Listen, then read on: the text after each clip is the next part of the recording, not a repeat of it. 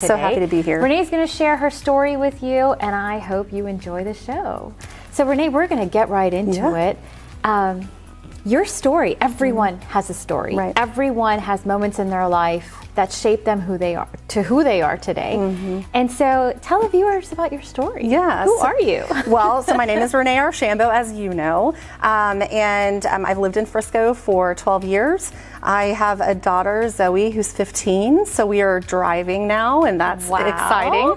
My husband, Randy, and I have been married for almost 20 years, and I grew up in Dallas, and so I've always been a Texas girl. Okay. I lived in Dallas, grew up there, went to Fort Worth for college, so I just went about 45 minutes away and then came right back. Okay. So I love this great state, and it's been so good to me and my family, and so I'm a fifth generation North Texan, and so we kind of planted ourselves here, and we haven't left, and so I'm hoping my daughter does the same. I hope she loves Texas as much as we have, and kind of finds her home here too. So we'll see. Yeah, we'll see. So that's a rarity, Yeah. considering it's a land of transplants. Yes, let's be honest. It is, absolutely. And I've been here almost 6 years now, and so which I feel like has been a long time. Yes. And so when you hear of someone that's been here 5 generations, that's definitely a rarity. How do you, as someone who's a native Texan, view just the fact that Texas has become a land of transplants? I love it. I mean, I love the rich diversity of our state, but also Frisco. I mean, we have 1,000 new people that are moving here every month, which is crazy. Yeah. And so when we first moved to Frisco, we were being here for 12 years. We've seen a lot of growth, and we've seen a lot of our community, grow and change. And I love it. I think it's indicative of what the world is. And I wanted to raise my daughter in a place that was welcoming and open and inclusive and kind. And so seeing that rich diversity change over time has been really exciting. And I think that it's been good for her to meet new people from all over the world that are moving to Frisco, and so they're getting to create their Frisco story together, and I think that's a really beautiful thing. Absolutely. Yeah. What brought you to Frisco? My husband and I, we lived in Dallas. And we were deciding where we wanted to live. We lived in Lakewood, so kind of the East Dallas area. And we, at the time, had a 3-year-old, and we're like, if we're going to be here, we need to make sure that we're living in, a neighborhood that we like the schools, and it's a good fit for our family. And so we started looking at Dallas ISD. We looked at some private schools in the area, just trying to see what are the options that are out there. And we started looking at home prices in Dallas and thought, wow, that's a lot. So let's maybe find somewhere that's a bit more affordable. So we started looking kind of in the north, a little bit north. We looked in Plano, Allen, McKinney, and Frisco. And after we, started looking at all the schools, we fell in love with Frisco. Frisco ISD schools are incredible. And we knew that we would be really happy here with, raising our daughter in the school system. And so we chose Frisco for the schools like a lot of people do. Of course. Yeah. Did you ever think it would be as diverse as it is now? It wasn't something that I really gave a lot of thought to. Yeah. So I'm excited for the diversity that Frisco has become, for sure. But it wasn't really something that I didn't give a lot of thought to that. We just loved it, and we're excited for what it was, and we're even more excited for what it's become. And so we're thinking 12 years ago, right? Yes, 12 years ago. So 12 years ago, what was the population of Frisco? Gosh, I don't know, like low 100s, maybe somewhere in there, like 110, 115. Well, so I moved here almost 6 years ago. It was 115,000. Oh, it was. So it was maybe even less than 100 then when we moved. Yeah. And it was even hard to find land there, though. At that point, to build a house, like we were trying to find a space. We really fell in love with Purefoy Elementary, and so we were trying to find space over in that area. And even at that time, 12 years ago, it was tough. So I can't imagine people moving here now. I mean, there's the housing market is crazy in Frisco. But I don't know when it wasn't crazy. I don't either. I mean, there were 2 lots in our neighborhood when we moved there, so we grabbed one. We're like, we'll take it. Yeah, exactly. Yeah. So you have a daughter. I do. And what about your line of work? Yeah. What do you do? So I work for SMU, Southern Methodist University. I have been in higher education for 18 years, always at SMU. So I actually helped start a grad school at SMU in video game development and design. Okay. So I've always been involved in education at some level, usually in the area of STEM, science, technology, engineering, and math. And so our grad program kind of fits under that umbrella of STEM. So I've been there for 18 13 years. We started the program in 2003, and it's still going strong. So it's just been a joy to be able to help grow something. It's very much a startup culture. Game development in general is kind of that startup culture. It's really fun and creative and innovative, and so to be a part of something from the ground level and help grow that over time has just been so fun. Are there females in that program? Has there been females in that program? Yes, that was one of my big pushes when we got into this. That was when we sat down and said, okay, what are our goals for this program? Ours really, my goal was to help women find representation in this industry, and it's something that's really important to me. Creative arts are better when we have women involved. There are a lot of industries that are very male dominated, and game development is absolutely one of them. I think when we started the program, 96% of developers were men, and so we only had 4% representation, and that was almost 20 years ago, and it's grown by leaps and bounds. And so that was a big goal of mine, making sure that the program put more women into this space, but also helping women understand and young girls understand that this is a really great industry to be in. There's a lot of opportunity. There's some really great things that women have done in this industry and continue to do, and they're innovative. So we started working with students in Dallas ISD because it's right around SMU, Plano ISD as well, because we were on the Plano campus for 17 of our 18 years. So we were working with young girls to show them this is a really great industry for you to be in. And we wanted to make sure from the middle school level on that girls understood that they had a place in STEM. And so we were really passionate about working with companies like Microsoft helped us to do that.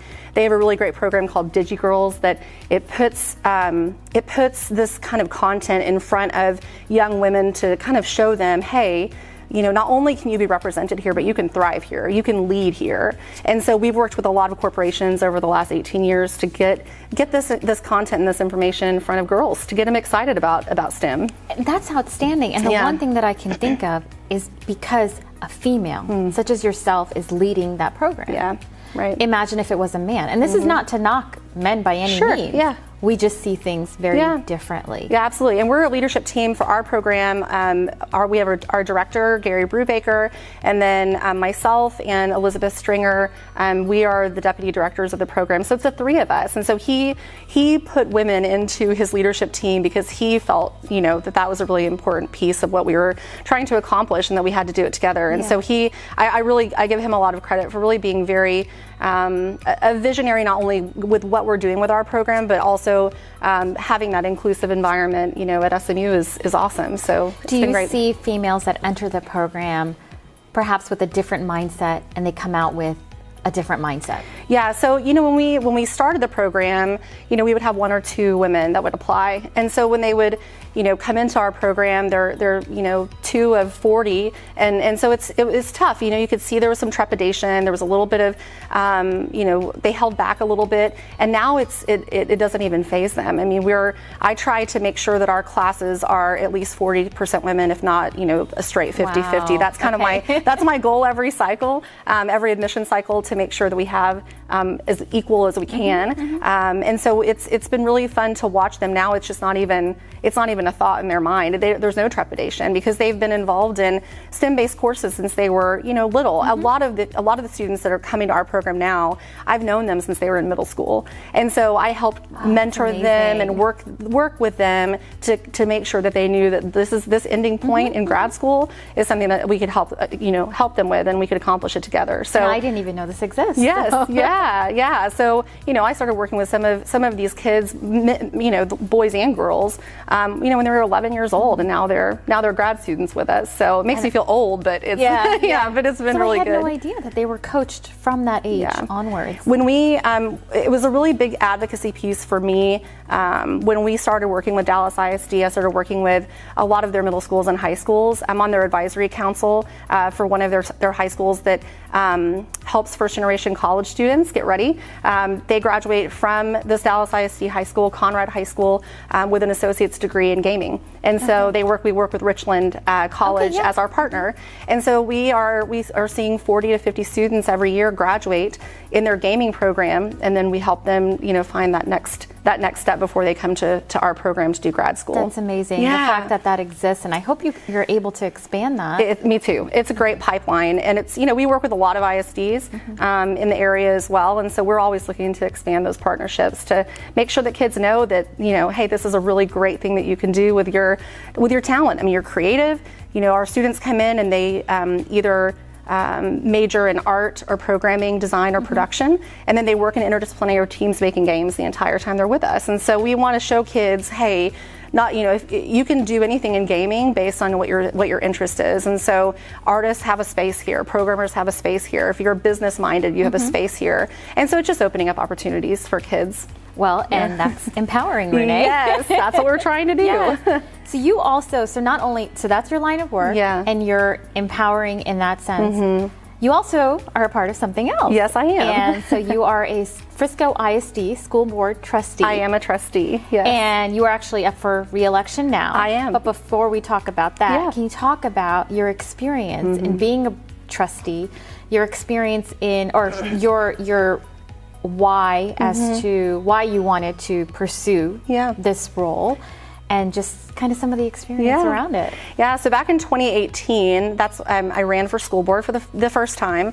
and I had never considered being in public office. I didn't really have a desire to run. I always followed politics, but more from an educational perspective, more from a policy perspective, to see how I could lend my voice to perhaps advocacy efforts and policy surrounding education. And so when I started working with Dallas ISD, I met some trustees. That was my first sort of toe in the water.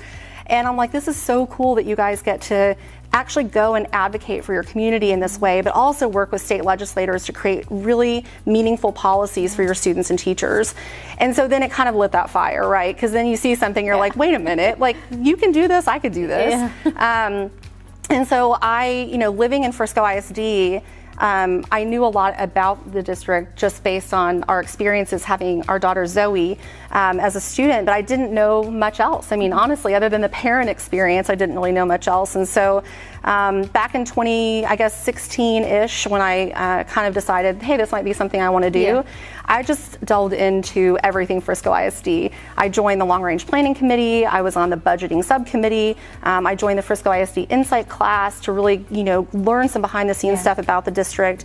I met with teachers and staff and tried to understand what are the concerns and what areas are we excelling and how can we be doing better. Are there advocacy pieces that are missing that I could lend my voice to? Even, prior to running, how can I be impactful and helpful in the community?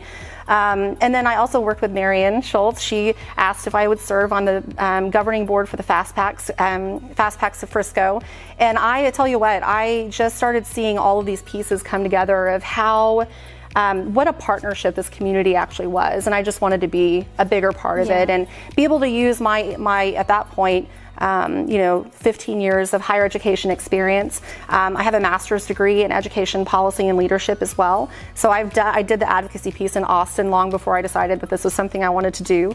And so I really, kind of thought, well, gosh, I could bring all this together and be a solid, nonpartisan voice sitting on this school board and advocating for our students and teachers. And so learning more about the district and hearing from teachers and students and families of the things they thought were working really well and the pieces that they really felt like we could expand on and increase our reach and our opportunities for our students. I was asked by a couple of folks if I would consider running for an open seat. I didn't want to go up against an incumbent. That was not my jam. But there was an open seat in 2018. John Hoxie held that seat prior to me, and he and I knew each other, and he said, I think this would be great if it's something that you want to, if you decide you want to run. And so because I'd made a lot of really great relationships within Frisco ISD, it just seemed to be a really natural kind of next step. So I ran, and elections are really hard, as you know. Yes, I know. As you know, elections are really hard. it's not anything you can ever prepare for. And even my second time around right now, I still feel very unprepared for the campaigning side of this because I'm not naturally someone who likes to argue. I don't really want to fight. And things can get pretty aggressive out there, even for something like school board where we should just be talking about kids and teachers, but it always tends to turn a little political in Frisco. Do you feel since 2018 and now we're into 2021, and last year was not an easy year for anyone. And for you to be on the governing side of things and having to make some really, really hard decisions, knowing that you're not going to please everyone. Right. So considering all of that, what would you say about that experience and how that's carrying over to you campaigning now? Yeah, I think that it was a hard year, and it's still a hard year. I mean, we're still in the middle of, COVID, even though we're inching closer to the recovery efforts for COVID. We still are in a really tough spot, and families have been impacted. I mean, their economics have been impacted, their health has been impacted. There's not an area of life that has not been impacted by COVID. And so, it's tough, and we know that it's been really hard for our families, for our teachers and staff. And so we've tried to be a very calming, measured leadership body, because we know that if we get amped up and we're worried and we're waffly about what decisions we need to make, that it's not going to make our families feel very confident. So we know that we knew going into this that there were going to be some decisions that we made. I mean, leadership is hard, and we knew that there were going to be things that we did that were not going to make people very happy. But we've always tried to follow the science. We've always followed the guidance of health experts. We are not health experts. That is not something that our school board. That's not something we do. We do not pass on medical advice to people. No. Thank goodness. And so, we're following the experts out there, and that is something that we have stayed really strong with. When this first started, we really didn't have great data. I mean, Frisco IC is across 2 counties, and so we were getting data from Collin County and Denton County, but the way they were reporting it was different. And their health experts are different, and so that made it challenging for us because we didn't want to have restrictions. Our big concern, we had a lot of big concerns, but we were concerned that there are Collin County campuses and Denton County campuses who are going to have different, disease mitigation protocols. And luckily we were able to do that as one governing body of Frisco ISD and create that for our entire district. We didn't feel the difference. But yeah, it was at the beginning we just didn't know where that was going to go. And Frisco ISD is governed by the state. We're governed by the TEA, Texas Education Agency, but we also have governing bodies here locally that we have to adhere to. We've got city governance, county governance, and so that's a lot of people that we're trying to figure out for their communities and their constituents how best to serve them. And so we were kind of at the mercy of some of those agencies as well.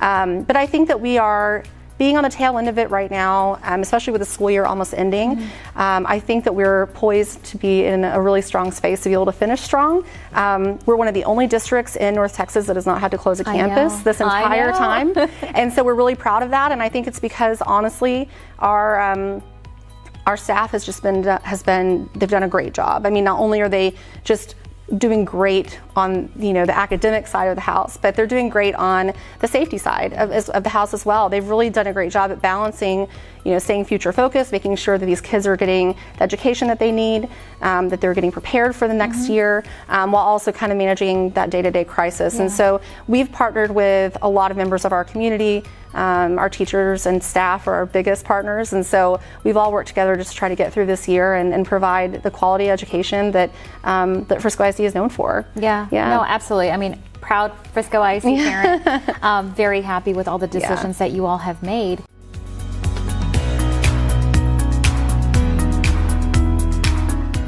What did you do with the money you saved on electricity by switching to Discount Power?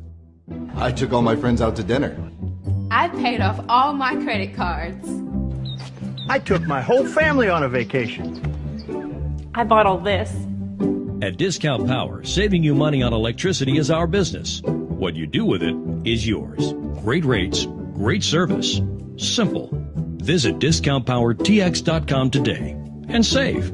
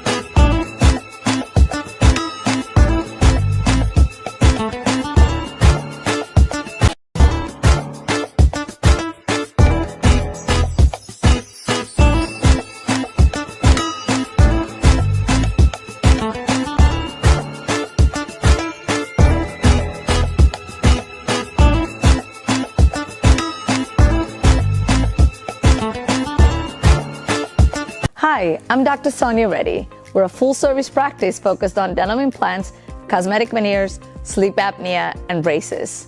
If you're embarrassed with your smile or have chipped, cracked teeth, call our office for your free consultation. I'll personally take care of you.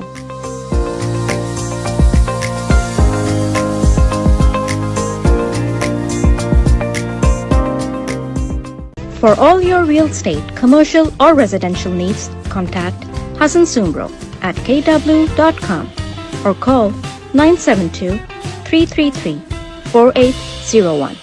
Hassan Sumbro, Realtor with Keller Williams.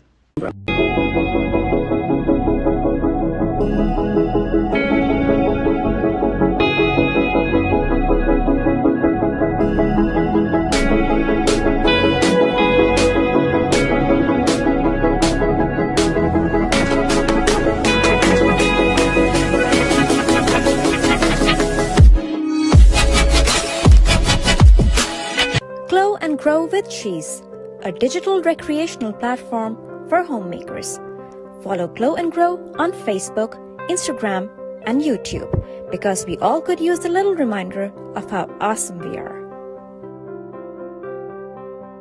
Marine Mill Supply deals in casters and wheels since last 52 years.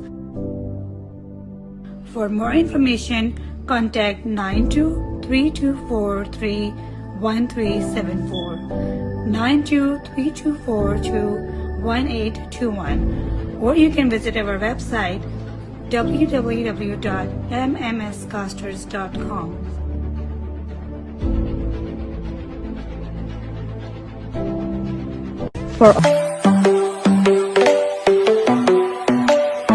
Solar company has an A+ rating with the Better Business Bureau, OneSolarSolution.com. Which solar company offers in-house financing with the best rate and easy approval? OneSolarSolution.com. And which company has the best looking brand ambassador? No one else. OneSolarSolution.com. Look, I know you want solar, and everybody does, but you might think it's expensive. If we can't match your electric bill with our in-house financing, we'll cut you a check or gift card for $25 just for the try. Go to OneSolarSolution.com today.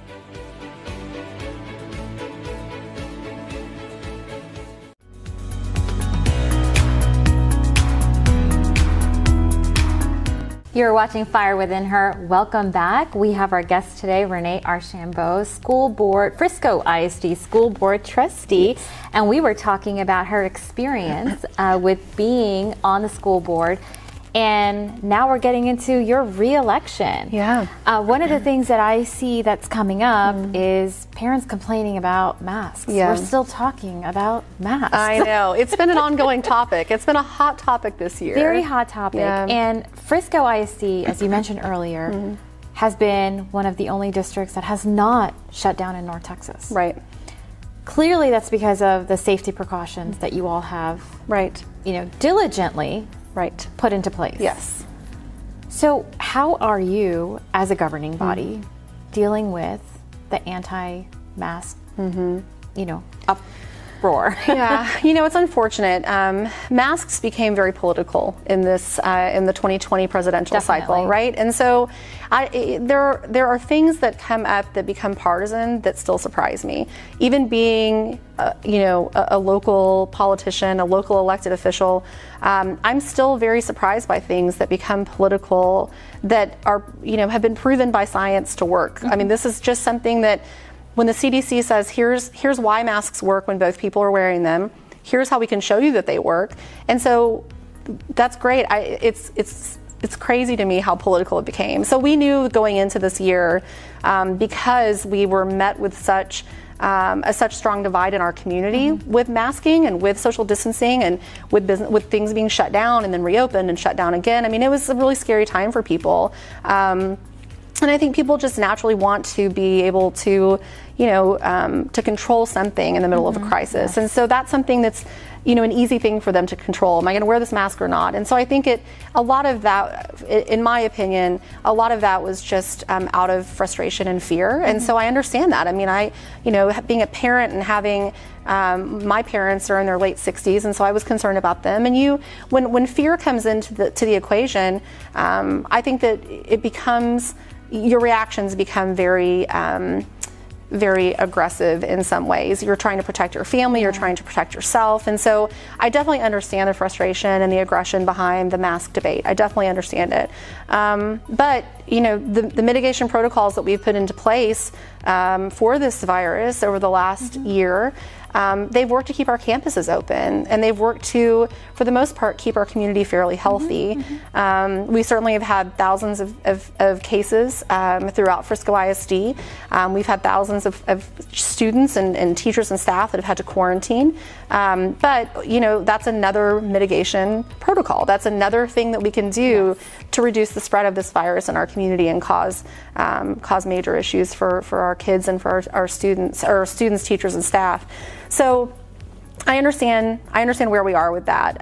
But as Frisco ISD, and when I speak for Frisco ISD, I'm speaking as one of 7. So I'm only speaking for myself. I don't want to ever speak on behalf of the board because that's not something that we do. But so for myself, I think that we are so close to the end of school.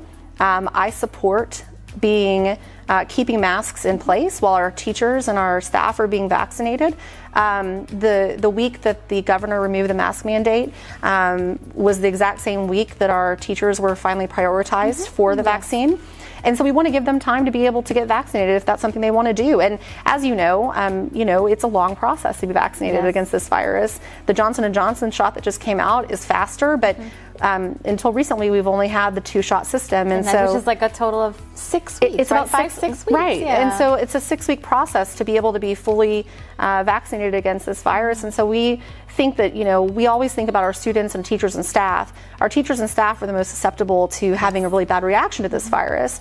And so, as the largest employer in Frisco, with over 8,000 employees in our district, we have to give them a safe environment in which to come to work. And so that was a big part of kind of that decision. The TEA gave us the option to go mask optional. It did not seem like any trustee was interested in doing that while our teachers and staff were being vaccinated. And so, that may come up towards the end of the year, but it doesn't seem to be something that anyone's interested in doing right now. Yeah. If it were, it would be something that we would talk about in an open meeting. And I have not seen it on an agenda, so I'm guessing that there's not a trustee or two that have decided that that's something that they want to discuss right now. That's how I know, because I don't see it on an agenda. So, I support masks right now. I would support a mask optional environment for the fall. I think we're going to be in a much different space in the fall than we are right now. And so I am absolutely, once we have the bulk of our staff who want to be vaccinated, then I am completely comfortable going mask optional for next year. And I feel like as a candidate, you shouldn't have to be talking about something that is so temporary. It's so temporary. And things are constantly evolving and changing week by week, day by day. The questions you should be getting are, questions based around teachers and staff and students and the future, the betterment. And so it's sad that it's been, the issues have been bogged down because of that. Because they've gotten so divisive and partisan, when it's a nonpartisan position. It's a nonpartisan position, and certainly they're trying, there are members of the community that, support my opponent who has said that she believes that we should be mask optional right now. So that's definitely a divide between where I stand and where she stands. And they're trying to make that a huge issue. And I'm like you, it's shocking to me that we're spending so much time talking about that when after this election, and the election's May 1st, we have 3 weeks of school after that. So whoever wins this seat, if I retain the seat or if my opponent wins, it's 3 weeks and then we move on. And the new trustee, if I am reinstalled in this position, or if my opponent wins, we're not sworn in until June. And so it's going to be it's beside the point at that at that point. So I think we need to be talking about things that are really important. I think we need to talk about COVID recovery with academic progress and with mental health support. I think we need to talk about our fast-growing district. We're still growing. We still have 20,000 kids that are going to make FISD their home before we're built out. How are we going to make sure that those generations of students have the same opportunities that ours do now? How are we going to grow successfully with opening more campuses, keeping our class sizes low, making sure we're staying future focused and focusing on the whole child? Those are the conversations that I think we need to be having. I think it's insane that we're still talking about masks. Yeah. Oh, I know, absolutely. But it's become just a point of contention Absolutely. And a talking point for candidates, right? It has to get people on either side. And so it's definitely a divisive issue. Exactly. But I mean, while we have you here, can you do you want to share with the audience perhaps, you know, something that they can remember you by when they go to the polls? Yeah. You know, I love public education, and I am a staunch supporter and advocate for Frisco ISD, and I think public education, it is the great American equalizer. It can change lives. It can be life-changing, and it can be life-saving. I mean, we've seen it in our own schools, our own campuses. When kids come to school and they have a purpose and they find that support in the classroom and out of the classroom, it changes who they are. And so I think the thing I would really like for you know, Frisco ISD voters to know is that I am the pro-public education candidate. That is my passion. That's why I ran for this position in the first place. I hope that people that are voting, that they want to vote for someone who believes in public education, who believes in Frisco ISD, because those are at the very core of who I am and why I decided to do this. Those are my two guiding principles. I believe in education, and I believe in Frisco. Yeah. And I believe in you, Thank Renee. you. And Thank you. You know, people also, I think, need to understand how accessible you are. Yeah. And I try to be. Yeah. And that's important. Yeah. And you will say, if you know, if you have an answer, and if you don't, I'll find it. You'll find it. Right. And so, thank you. And I think that's important. Yeah. So, you know, the show is about empowerment. And yes. I feel very empowered just talking to you. Yes, I feel empowered every time I'm around you. So I feel the same. I'm a big fan. Thank you. I'm a big fan of public education. Yeah. Public education all the way for me. Yes. Even university, master's, it was all public for me. So huge fan. Yeah. What are some, you know, words of advice that you can say to women, children that are watching, or even, you know, even men that would be watching? For sure. Something empowering that advice you would give to them? Okay, so and this is I'm gonna kind of take this tagline from Frisco ISD because I believe in it so strongly. Our motto this year has been Stronger Together, and I think that there is nothing more empowering than going through life with a purpose and with other people, serving your community, serving each other, lifting each other up in times of struggle. I think there's nothing more empowering than knowing that you have someone to go through it with.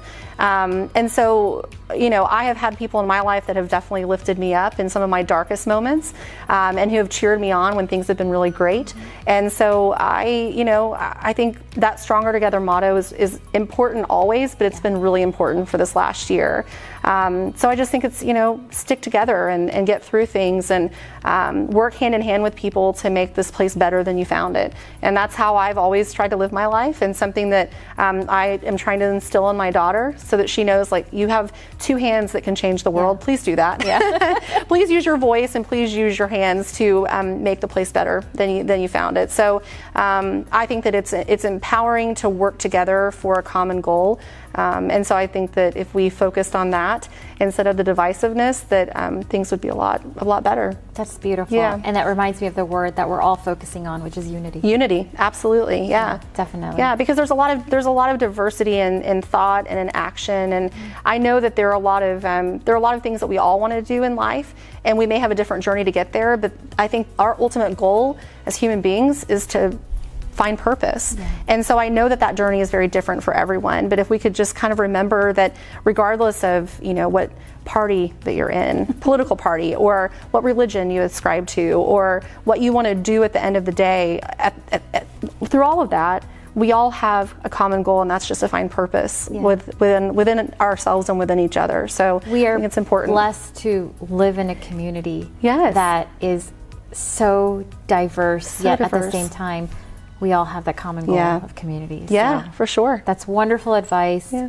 Definitely Thank you for sharing. Yeah. Renee, thank you for being on the Thank show you for today. inviting me. Yes. This is so fun. If you want to know more about Renee Archambault, you can find her information. What is your website, your Facebook page? So my website is Renee for FISD, so RENEFOR FISD, one E, ReneeForFISD.com, and then that's my Facebook page as well. Okay. Yeah. All right. So you can find out more about Renee. They can email you if they have questions. Absolutely. Connect with you. For sure. And election is? So early voting is April 19th through the 27th. Okay. And then election day is May 1st. Okay. Yeah. So make sure, Frisco residents, you come out to the polls.